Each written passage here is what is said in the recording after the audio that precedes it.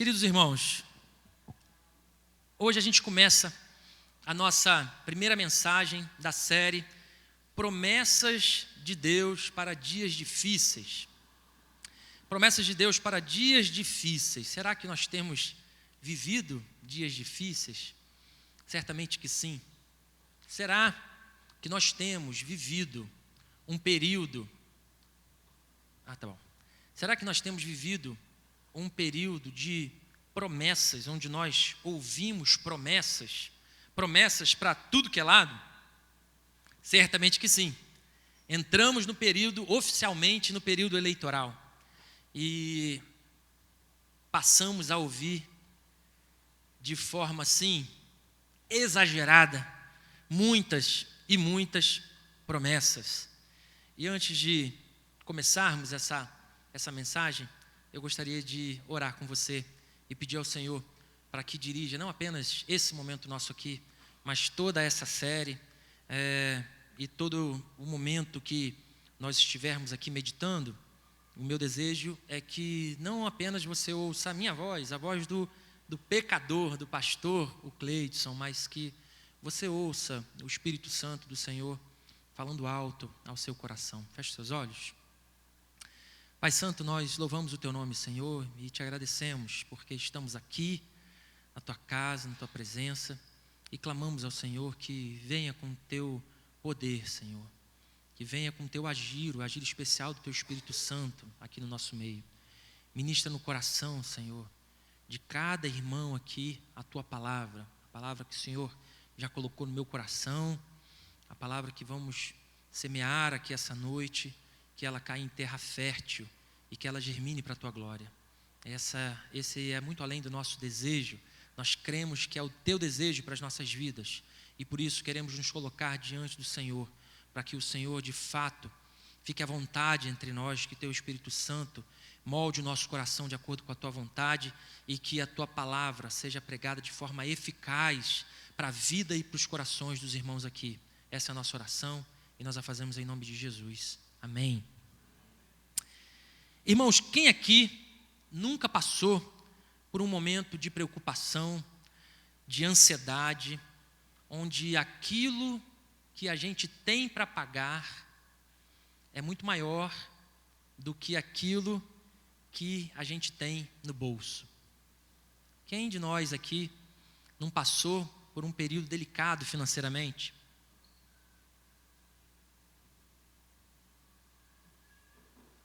Se você é uma pessoa comum, que segue a vida, certamente a maioria de vocês já viveu, já passou por isso.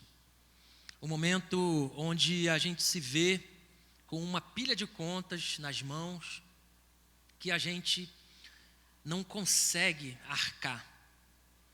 Ou até mesmo com a situação de olhar e ver que o nosso nome está sujo na praça, como a gente costuma dizer, não é assim?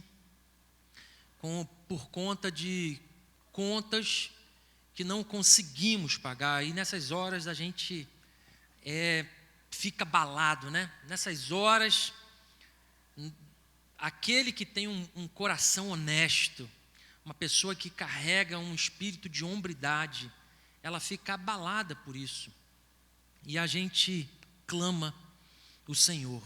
A gente ora e fala: meu Deus, me ajuda nesse período, me ajuda, eu preciso pagar, eu preciso arcar com isso, eu preciso cumprir os compromissos que eu assumi, eu preciso de uma solução. E será que Deus está me ouvindo, né? Será que Ele está vendo? Será que Ele vai entrar e consertar as coisas, melhorar essa situação, né? E o problema é que muitas vezes a gente se vê numa situação dessa e a gente começa a olhar para a gente mesmo e ver que a culpa é nossa por estarmos nessa situação. Às vezes nós administramos mal as coisas, às vezes tomamos atitudes que mais tarde, às vezes mesmo se condena, foi um parcelamento alto para um longo tempo e a gente fala assim: caramba, por que eu fiz isso? E às vezes a gente pensa que basta se arrepender, né? Pensa como ideal, basta se arrepender e que Deus fará o milagre do crédito do perdão. Que bom seria isso, né?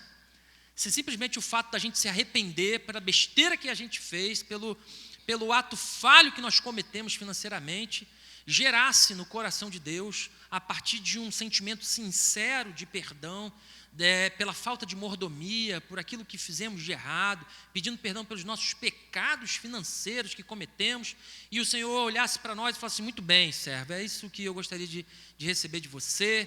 Você pediu um perdão e reconheceu o seu erro, então eis aqui o crédito do perdão, resolva seus problemas e siga a vida em frente. Outras vezes nós temos um débito, uma situação financeira delicada, onde a culpa não é nossa. Quando nós somos enganados, quando nós somos injustiçados, quando nós pagamos uma pena, juros, quando nós às vezes até acreditamos em alguém e a gente falha por isso, culpa que a gente não carrega no coração de ter administrado mal financeiramente, mas vivemos uma situação por algum fato externo.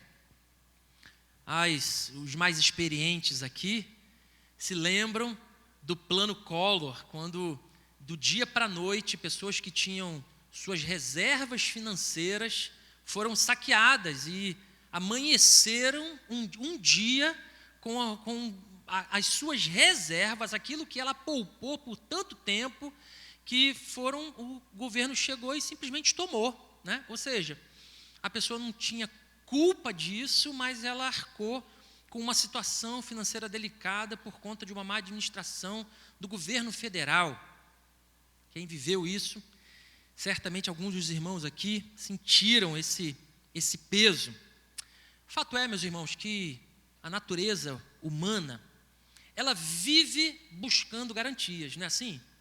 Nós vivemos buscando garantias. Na nossa forma de viver, a gente procura muito além de uma vida estável. A gente procura certezas. A gente procura eliminar qualquer tipo de risco. A gente procura sanar qualquer tipo de dúvida. A gente tenta eliminar a possibilidade de viver instabilidades, né? Então, por isso nós fazemos seguros, por isso a gente tenta se calçar como pode, né? Por isso, mesmo quando o dinheiro, a gente consegue pagar as contas, mas a gente fala assim: não, mas eu queria um pouquinho mais para guardar alguma coisa para um momento de emergência, né? E quando nós vivemos um período delicado na nossa vida, um período delicado na nossa provisão, é comum que nós nos agarremos nas promessas de Deus. Lemos os versículos chaves, alimentamos o nosso coração com isso, postamos nas nossas redes sociais, colamos adesivos pelas casas, colamos às vezes um post-it na tela do nosso computador, mas a verdade é que eu e você sabemos que coisas ruins acontecem para todos, e os períodos difíceis nesse campo também chegam para a nossa vida. E talvez você esteja aqui essa noite vivendo um período delicado da sua vida nessa área. Ou ainda que não esteja, talvez você possa chegar aqui também carregando marcas profundas daquele que um dia já viveu isso e que só de lembrar da possibilidade de passar por isso de novo, isso causa arrepios, né? Isso causa um mal-estar. Eu não quero mais, nunca mais viver aquele período. E quando você vê alguma coisa acontecendo nesse sentido, você já logo não para. Se você começa a ficar com o coração ansioso, o coração apertado com essas situações. Pois bem, irmãos, quando as coisas vão mal, quando as decepções chegam no nosso coração, o que nós desejamos de verdade é ouvir não apenas uma resposta, não apenas uma direção. O que a gente quer ouvir mesmo de Deus é um bramido claro, é uma voz avassaladora, assim, de Deus intervindo na situação. Não é isso que a gente quer? Por exemplo, quando você se vê injustiçado, o desejo que a gente tem no coração é que no meio daquela injustiça, você ouça a voz de Deus intervindo na situação, falando assim, ó, pare, acabe essa injustiça agora. Esse é o meu servo amado, esse é o meu servo fiel, e por ele eu vou defender essa causa. Esse seria o nosso desejo maior. Quando a gente recebe um diagnóstico que nós não estávamos esperando, nosso desejo é que ao levantarmos dos nossos joelhos dobrados, nós possamos nesse exato instante sentir o toque especial de Deus, de uma cura milagrosa. Esse é o nosso desejo. Quando nós encontramos uma porta fechada, o desejo que nós temos é de que, ao nos colocarmos na presença do Senhor, clamando por isso, nós recebamos imediatamente uma ligação para uma porta que se abre, para uma oportunidade de emprego, para um local melhor do que aquela porta que se fechou. Quando, no meio de um turbilhão, de uma junção de tudo isso aqui que a gente está vivendo, quando parece que as coisas acontecem tudo de uma vez, né? E a vida às vezes é assim, acontece tudo junto, né? Parece que todo mundo na casa começa a ficar doente, o emprego vai embora, o carro bate, a doença vem, e a gente fala assim, meu Deus, que tempestade é essa que a gente está vivendo, né? O desejo do nosso coração é que Deus faça igual Jesus fez naquele mar bravio, junto com os discípulos, né? Que ele saia, apareça no meio da tempestade e diga para a tempestade assim, acalma-te. E a tempestade naquele exato instante se acalma, as coisas entrem novamente no eixo e a gente possa seguir em frente. Que bom seria que quando a gente pedisse oração para Deus, para pedir direção para alguma coisa, para tomar alguma decisão, que a gente ouvisse de fato Deus falando no nosso coração, né? O Cleidson, siga por ali. Que bom seria, né? Se isso fosse imediato. Mas a gente sabe que não é bem assim que a coisa acontece. Nós sabemos que apesar das postagens, apesar dos adesivos, apesar das camisas estampadas, apesar de nos colocarmos na presença do Senhor, nós temos dificuldade para viver as promessas de Deus. A bem da verdade, essas palavras que a gente tanto espera, elas já foram ditas. Essas palavras que nós tanto queremos ouvir o Senhor falar no nosso coração, esse toque que a gente quer sentir na nossa alma, eles já foram dados, essas palavras foram ditas. E a bem da verdade é que a gente não consegue muito bem viver confiando nessas promessas. E meu irmão, eu não sei em que situação você se encontra nesse momento, eu não sei quais são as suas necessidades específicas, se são financeiras, se são amorosas, se são espirituais, se é isso tudo junto. Talvez você carregue até mais de uma dessas necessidades, ou outras ainda, que eu não citei aqui, mas durante essa série, não somente hoje, nós vamos abordar algumas dessas promessas, e o meu desejo é que você se apegue de fato àquilo que o Senhor já deixou de promessa para mim e para você. Amém, meus irmãos? E por isso eu quero começar hoje essa série falando sobre a promessa de prover. A promessa de prover. E sobre essa promessa, nós temos vários textos bíblicos que endossam isso, que apontam nesse sentido, que fala sobre a provisão de Deus com os seus.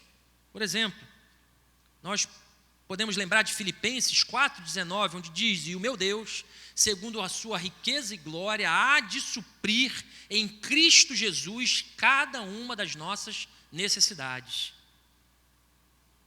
Essa promessa, ela fala que Deus vai prover as nossas necessidades segundo a riqueza da glória dele, ou seja, uma riqueza infinita, uma riqueza não segundo as nossas limitações. Nós podemos lembrar Mateus 6, 31 a 33, quando diz: portanto, não vos inquieteis dizendo que comeremos, que beberemos ou com que nos vestiremos, porque os gentios é que procuram todas estas coisas, pois o vosso Pai Celeste sabe que necessitais de todas elas. Buscai, pois, em primeiro lugar o seu reino e a sua justiça, e todas estas coisas vos serão acrescentadas. Promessas do Senhor para a nossa vida, promessas que têm a ver com a provisão, promessa que nos encoraja a confiar que Deus cuida de cada uma das nossas necessidades quando priorizamos o reino do Senhor. Salmo 37, 25, fui moço e agora sou velho, porém jamais eu vi um justo desamparado, nem a sua descendência mendigar o pão. Salmo 23, o Senhor é meu pastor e nada me faltará. O Senhor, como um bom pastor, cuida das suas ovelhas e cuida no profundo, cuida na completude, cuida de todas as necessidades das suas ovelhas. 2 Coríntios 9, 8, e Deus é poderoso para fazer abundar em vós toda graça, a fim de que, tendo sempre em tudo ampla suficiência, superabundez em toda boa obra. Ou seja, diz aqui que Deus não apenas supre as nossas necessidades, mas Ele dá em abundância para que possamos abençoar outras vidas. E nós falamos sobre isso aqui no momento das ofertas, falamos sobre promessas como essa. Pois bem, a nossa Bíblia é repleta de promessas e outras tantas voltadas para a provisão, sobre a vida daquele que crê em Deus, aquele que permanece em Deus, aquele que crê na palavra do Senhor. Mas hoje eu gostaria de compartilhar com você uma passagem que é bem conhecida, e eu quero convidar para que você, nós vamos ler aqui na tela, mas que você também abra a Bíblia, porque a gente vai voltar lá consultando Marcos 6, de 7 a 13. Abra a sua Bíblia, abra o seu smartphone, né? Hoje muita gente carrega a Bíblia aí no seu smartphone também. Marcos 6, o Evangelho de Marcos, capítulo 6, verso 7 ao 13.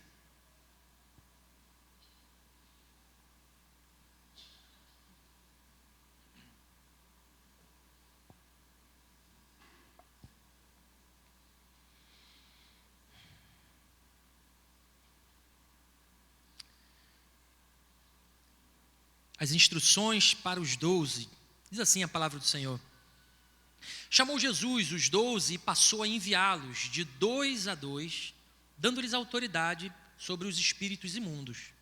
Ordenou-lhes que nada levassem para o caminho, exceto um bordão, nem pão, nem alforge, nem dinheiro.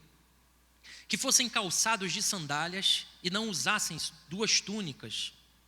E recomendou-lhes: quando entrardes em alguma casa, permanecei aí até vos retirardes do lugar. Se em algum lugar não vos receberem, nem vos ouvirem, ao sairdes dali, sacudi o pó dos pés em testemunho contra eles. Então, saindo eles, pregavam ao povo que se arrependesse. Expeliam muitos demônios e curavam numerosos enfermos, ungindo-os com óleo. Marcos 6 descreve um dos eventos mais proeminentes, digamos assim, de maior destaque no ministério de Jesus. E esse contexto aqui, ele aponta para o 2º ano do ministério de Jesus. Nós lembramos aí, né, que o ministério de Jesus durou apenas 3 anos. E esse é o 2º ano onde é considerado o período de maior popularidade do ministério de Jesus. Aqui ele fez os seus principais ensinos. Nesse momento do ministério é quando ele alcança o ápice de alcançar o maior número de pessoas. As multidões começaram a seguir Jesus no 2º ano do ministério dele. E a autoridade de Jesus, tanto no ensino, quanto na sua autoridade espiritual, curando, expulsando demônios, ensinando a palavra com autoridade, ela já era conhecida não apenas entre o povo de Israel, não apenas entre os seus vizinhos, mas em todas as cidades vizinhas. Pessoas vinham de longe, e não apenas isso, a mobilização em torno do ministério de Jesus começou também a levantar inveja entre os poderosos daquela época, entre os governantes no entorno dessas cidades, porque os comentários começavam a chegar aos seus ouvidos, isso chamava a atenção, e um governante logo se levanta com uma certa desconfiança quando vê um homem na sua cidade, no seu reino, levantando, conduzindo uma multidão aos seus, como seguidores dele, né?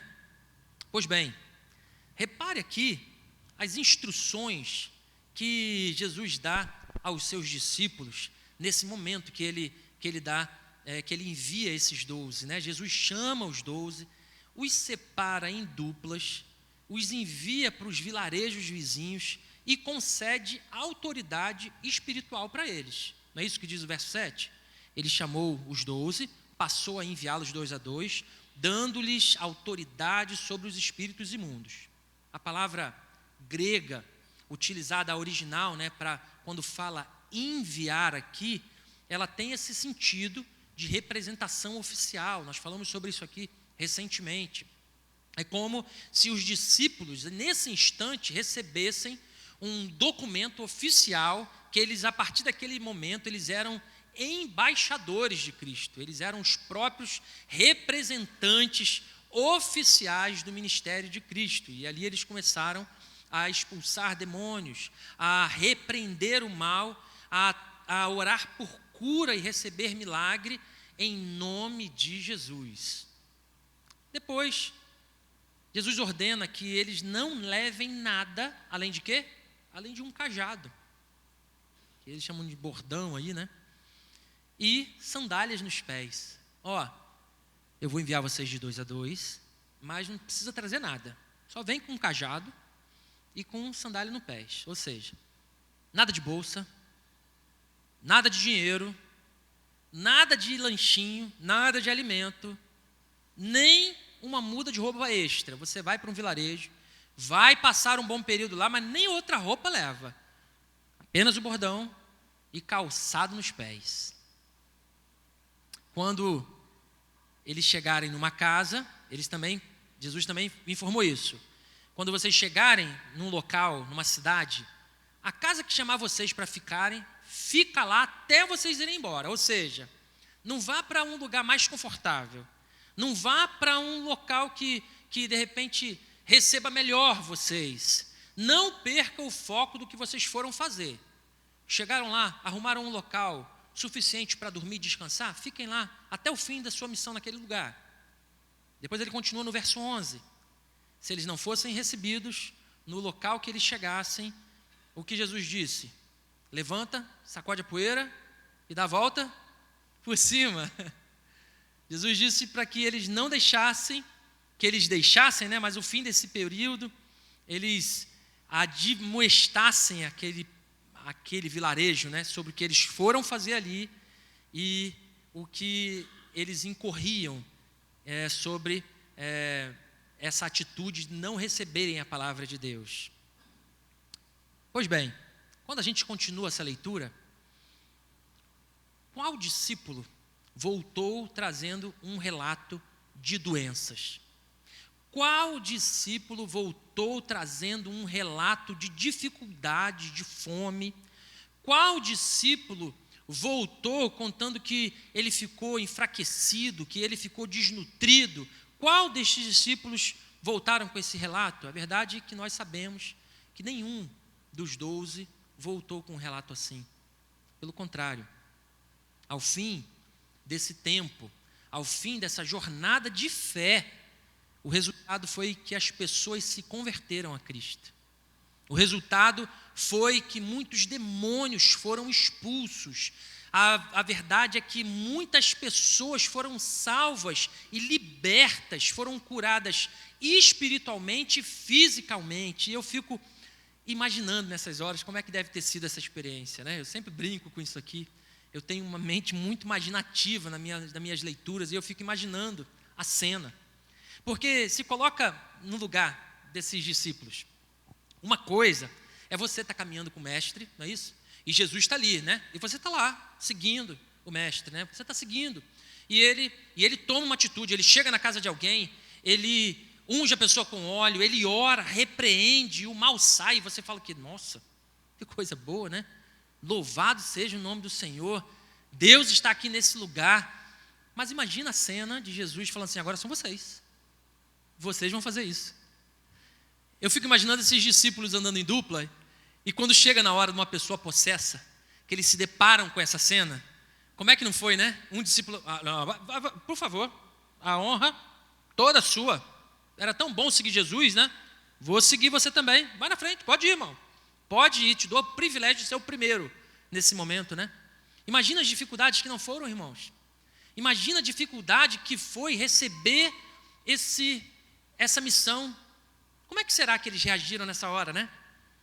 A Bíblia não diz nada que houve alguém levantando a mão e falando assim, Senhor, protesto. Não houve isso.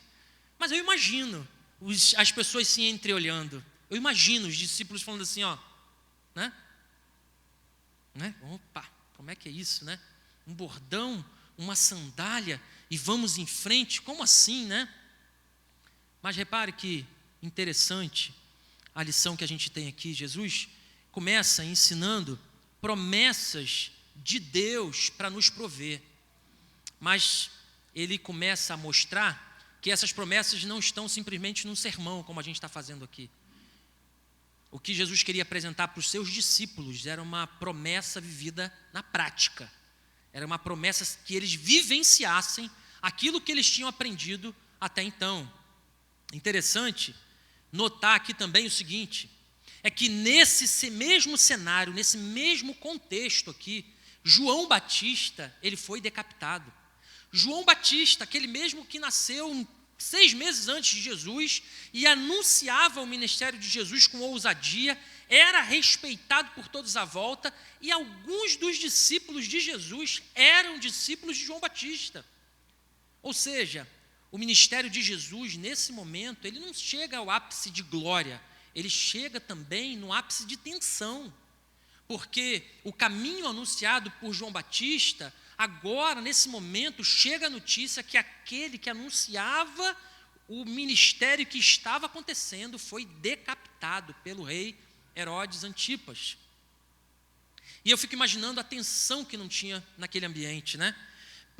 Pelos estudos aqui, nós temos convicção de que André, o irmão de Pedro, e João, né, o evangelista, eles foram discípulos de Jesus. Mas existe também a suspeita, digamos assim, alguns estudiosos, né, afirmam que provavelmente Filipe e Natanael possam ter sido também discípulos de João, ou seja, daquele grupo ali, 1/3, certamente 4, provavelmente 4, eram discípulos de João Batista, ou seja, imagina como é que eles receberam essa notícia, um momento tenso, e agora eles têm que seguir em frente.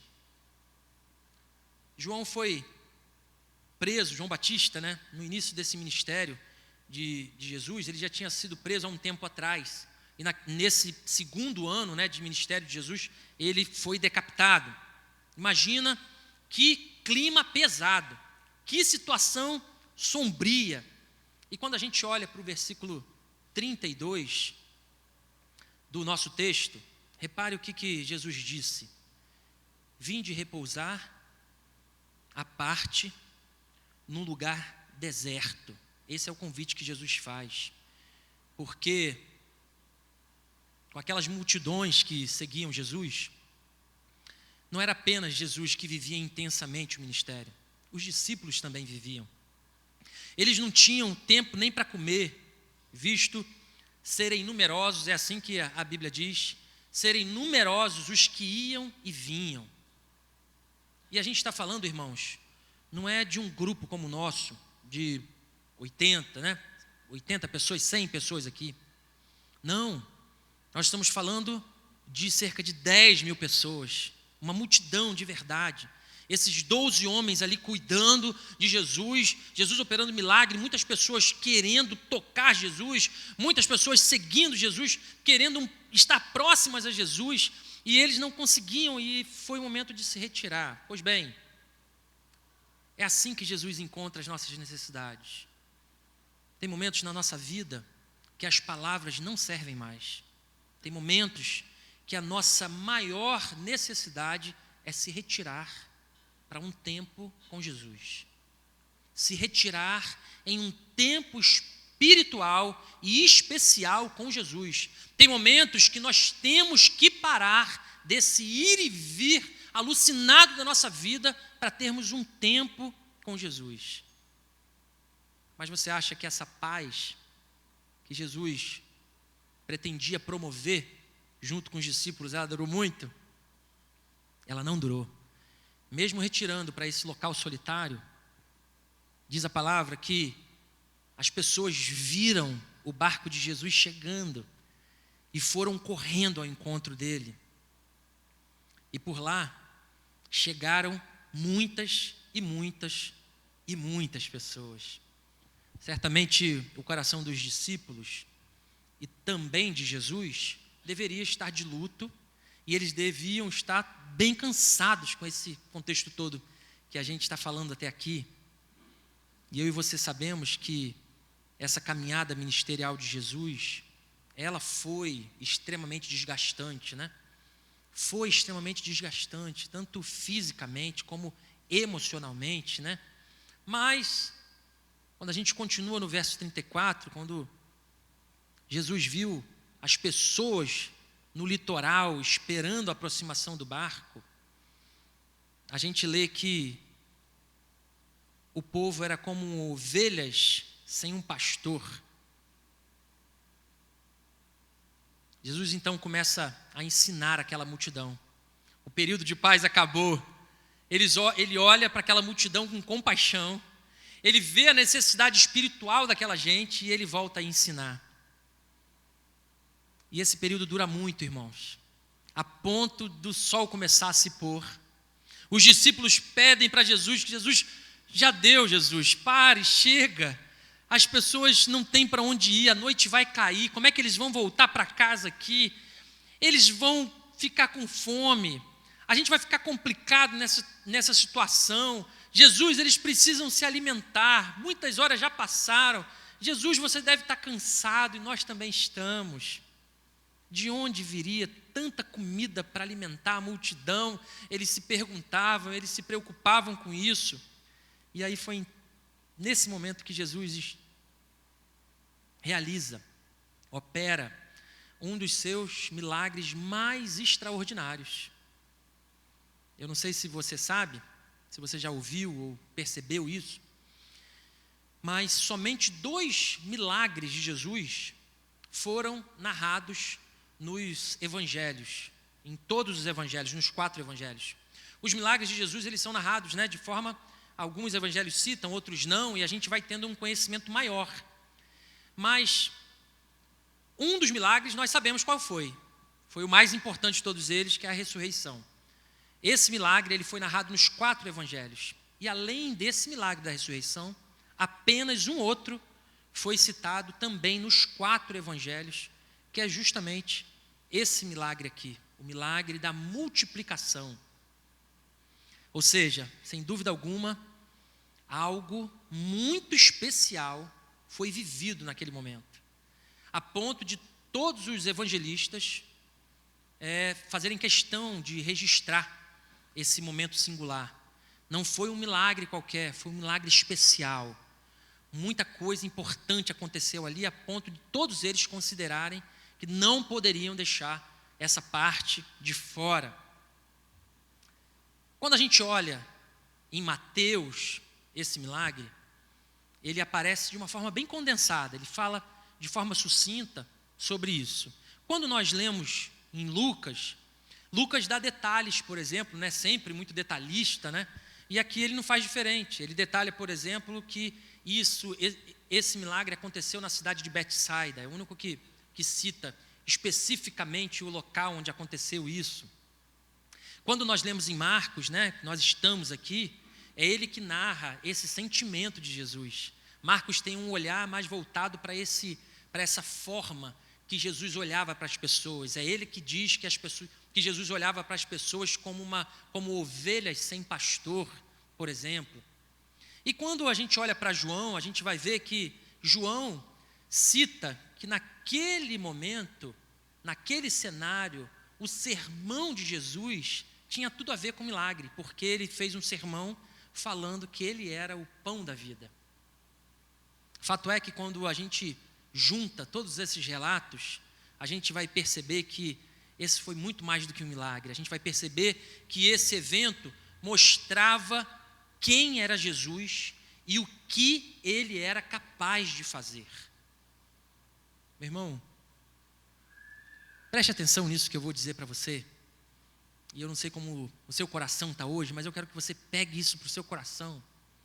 Jesus, ele conhece e compreende exatamente cada uma das suas necessidades.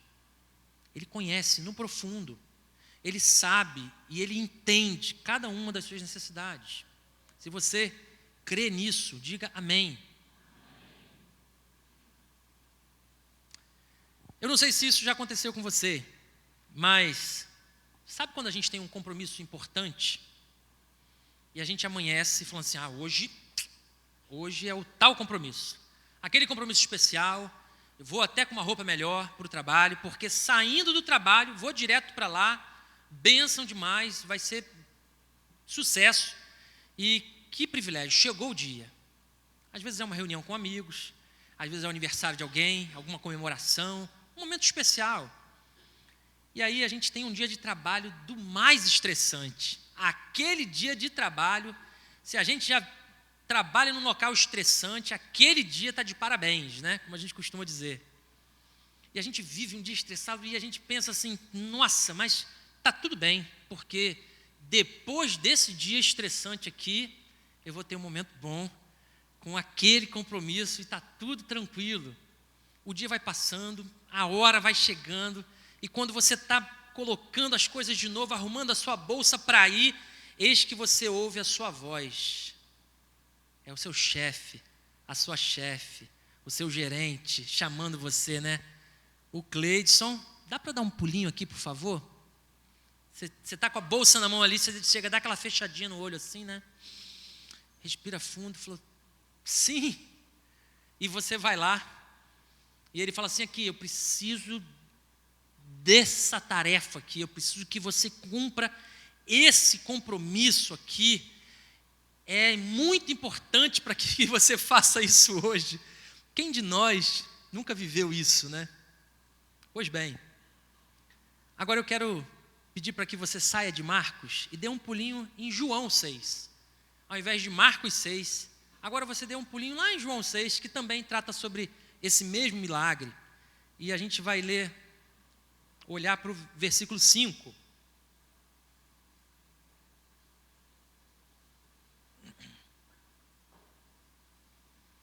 É importante porque, nesse mesmo contexto que nós estamos lendo em Marcos 6,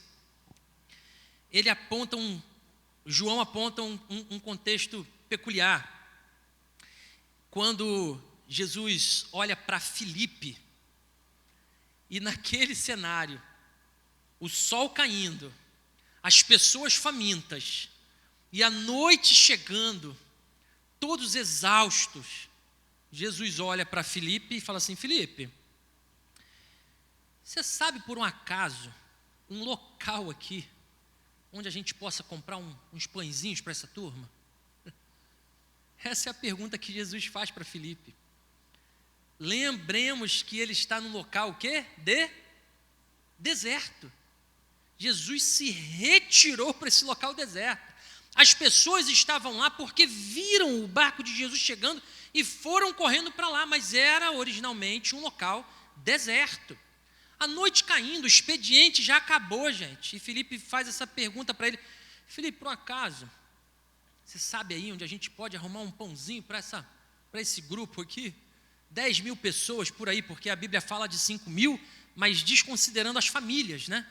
As mulheres e os filhos. Então, a gente pode falar com segurança que eram pelo menos 10.000 pessoas nesse grupo. A resposta de Filipe, ele segue a lógica humana. E ela diz, Senhor, nem se eu tivesse aqui 200 denários, Senhor, a gente ia conseguir dar um pedacinho de pão para essa gente. Eu lembro a você que um denário significava um dia de trabalho da pessoa. Um dia de trabalho. Eu fiquei fazendo uma conta assim, rápida, né? Se a gente parasse hoje uma diarista, quanto está em torno aí uma diarista? R$150, mais ou menos? Um trabalhador, quando a gente paga, né? Então, imagina isso 200 vezes, R$30 mil, ou seja, 200 dias de trabalho por aí. Eu falei, Senhor, nem se eu tivesse R$30 mil aqui, Senhor, se a gente tivesse esse valor aqui, a gente ia conseguir dar um pedaço de pão suficiente para essa gente, Senhor. É muita gente. Ou seja, o que ele estava querendo dizer é, Senhor, eu acho que o Senhor não está entendendo bem o que está acontecendo aqui, não. Será que nós temos Filipes aqui essa noite? Será que você tem enxergado a sua vida também na lógica humana, assim como Filipe? Tantas vezes nós nos deparamos com necessidades que aos nossos olhos são insolúveis, né? Que a gente, pela lógica, não vai conseguir resolver. E nós ficamos pensando, rodeando, ansiosos, com o coração ansioso e com a mente agitada, pensando no como, né? Como eu vou arrumar um local para resolver isso? Mas leia comigo o versículo 6, o que diz.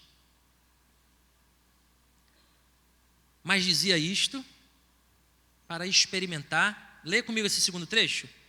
Porque ele bem sabia o que estava para fazer. Leia comigo de novo. Porque ele bem sabia o que estava para fazer. E aqui, meus irmãos, nós temos a primeira lição dessa noite, que eu quero que você registre no seu coração, e eu quero enfatizar isso para a sua vida. Meu irmão e minha irmã, Jesus sempre sabe o que vai fazer. Jesus sempre sabe o que vai fazer. Ele sempre terá um caminho, ele sempre terá uma solução para não deixar de cumprir essa promessa, a promessa que ele nos faz, a promessa que Deus nos faz de prover. Mas a história não para por aí.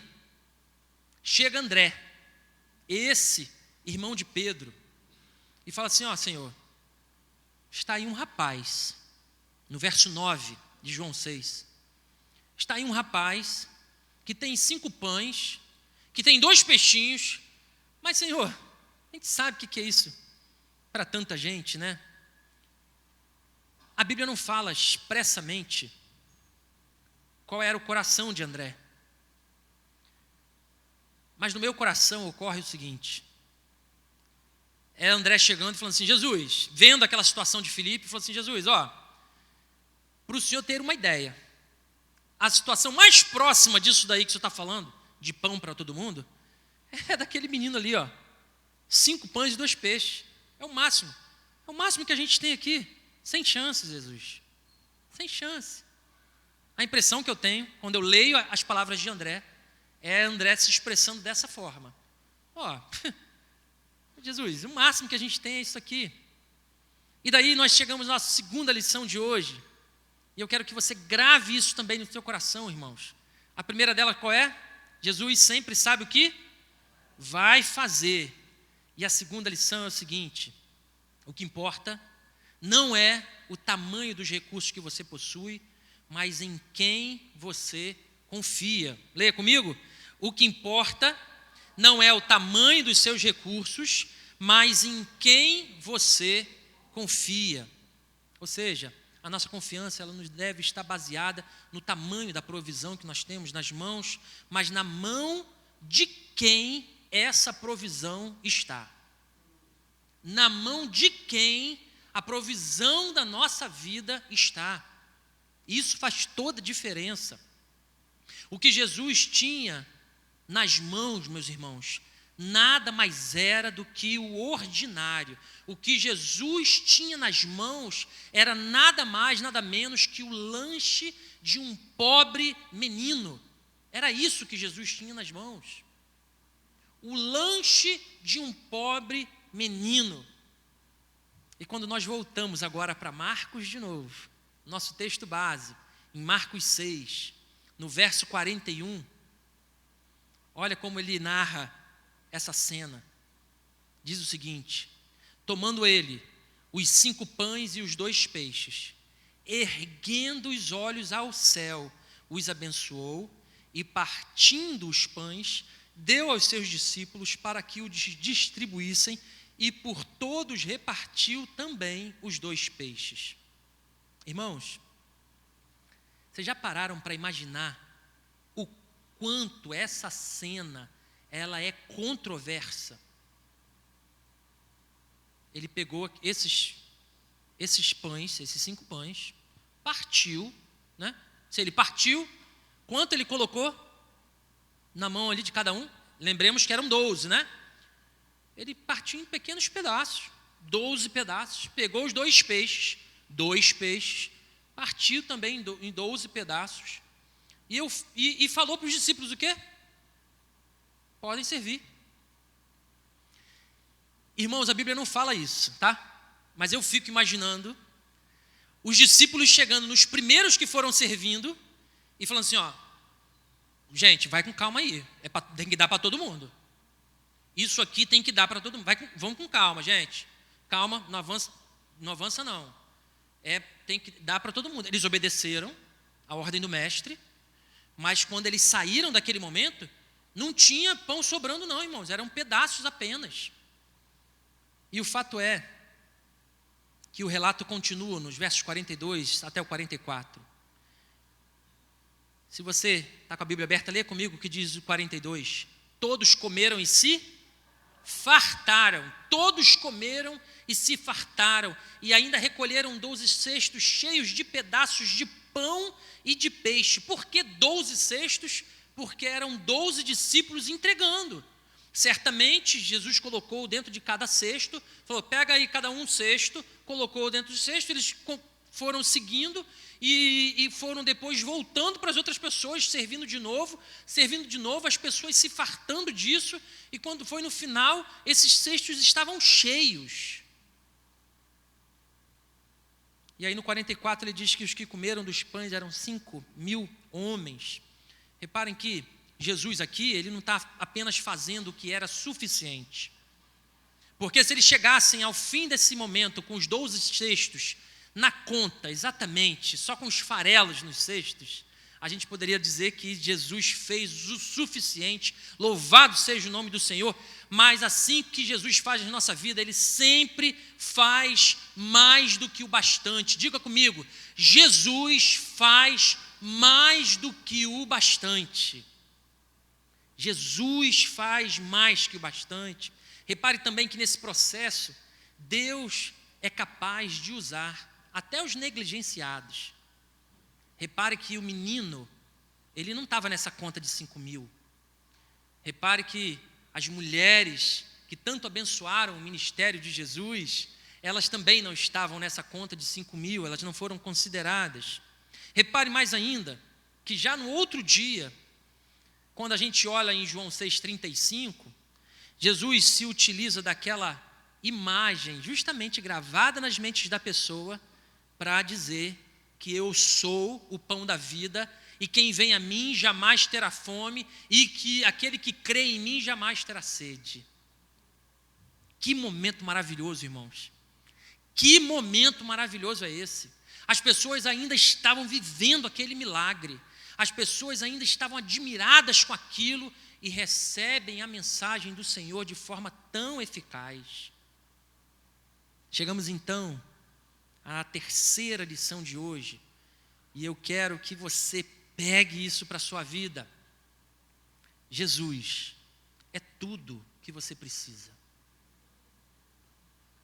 Na promessa que temos da provisão do Senhor, podemos alimentar o nosso coração de vários versículos, podemos alimentar o nosso coração de várias promessas, e de fato Deus nos dá várias promessas, mas o que eu preciso e o que você precisa, meu irmão e minha irmã, é nada mais, nada menos do que Jesus.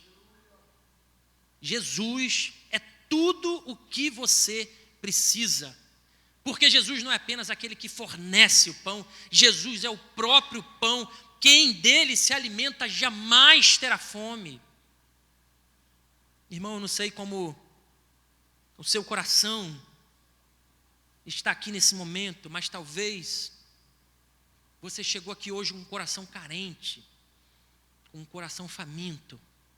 Talvez você chegou aqui com algumas necessidades. a necessidade de um novo relacionamento, talvez, a necessidade de um filho, a necessidade de paz para alguns conflitos familiares. Talvez você tenha chegado aqui com a necessidade de uma estabilidade financeira para a sua vida. Talvez você tenha chegado aqui querendo e precisando superar alguma barreira que você não consegue transpor, algo que você precisa deixar ou avançar. Mas antes de tudo isso, independente da importância que isso tem para a sua vida, o que você precisa de fato, meu irmão e minha irmã, é de Jesus. Antes de toda cura, antes de toda provisão, antes da porta aberta, o que eu e você precisamos é de Jesus. E nessa noite, Jesus deseja saciar completamente a sua fome. Nessa noite, Jesus deseja acabar com os seus anseios. Nessa noite, Jesus deseja paz para o teu coração. E meus irmãos, antes de nós concluirmos essa mensagem, durante o momento que eu preparava aqui, Deus me trazia uma palavra para nós. Agora eu quero separar um pouco, né? E a mensagem é para o teu coração também, assim como foi para o meu. Mas eu quero trazer uma palavra para nós como igreja, como família aqui. Quando a gente olha para a promessa da provisão de Deus, a gente precisa lembrar que Ele não é apenas o Deus que nos dá o que precisamos. Ele é o próprio sustento da nossa alma. Deus é o próprio sustento da nossa alma. A gente iniciou esse momento aqui, esses ensinos, lembrando que os seus discípulos foram enviados sem recursos, para que aprendessem a confiar inteiramente na prática, na provisão divina. E quando eles seguiram em frente, com os corações obedientes naquilo que Deus ordenou para que eles fizessem, eles saíram sem recursos e voltaram com muitos testemunhos de milagres, de provisão, de transformação, de o agir genuíno de Deus naquilo que eles faziam. Da mesma forma, na multiplicação de pães e peixes, Ele transforma o pouco em fartura. Mas isso só acontece quando nós colocamos o que temos, o que somos, nas mãos de Jesus. No nosso contexto como igreja, nós estamos passando por um processo de revitalização. E a gente olha, às vezes, e fala assim, que bom seria se nós tivéssemos condições de fazer aquilo. E o que Deus deseja de nós é que nós sigamos adiante. Talvez apenas com um cajado na mão e com sandália nos pés. Na certeza de que se nós seguirmos em frente, obedientes ao que o Senhor tem proposto para nós, nós voltaremos em nome de Jesus, trazendo testemunhos de transformação na vida de muitas outras pessoas. Amém, meu irmão? E mais ainda, confiar em Jesus nos ensina algo essencial, é que a nossa confiança, ela não deve estar baseado naquilo que possuímos, mas em quem possui a nossa vida. E talvez você esteja aqui hoje se identificando como Filipe, com uma mente muito agitada, com um coração muito ansioso, olhando para as circunstâncias com um olhar desacreditado. Eu quero lembrar as promessas que nós falamos aqui sobre o prover de Deus na vida e no ministério de Jesus. A primeira delas é que Jesus sabe exatamente o que fazer. Jesus sabe exatamente o que fazer. E não importa o tamanho dos recursos ou o que você pensa, importa em quem você confia. E por fim, nesse processo, a gente aprende que Jesus é tudo o que nós precisamos.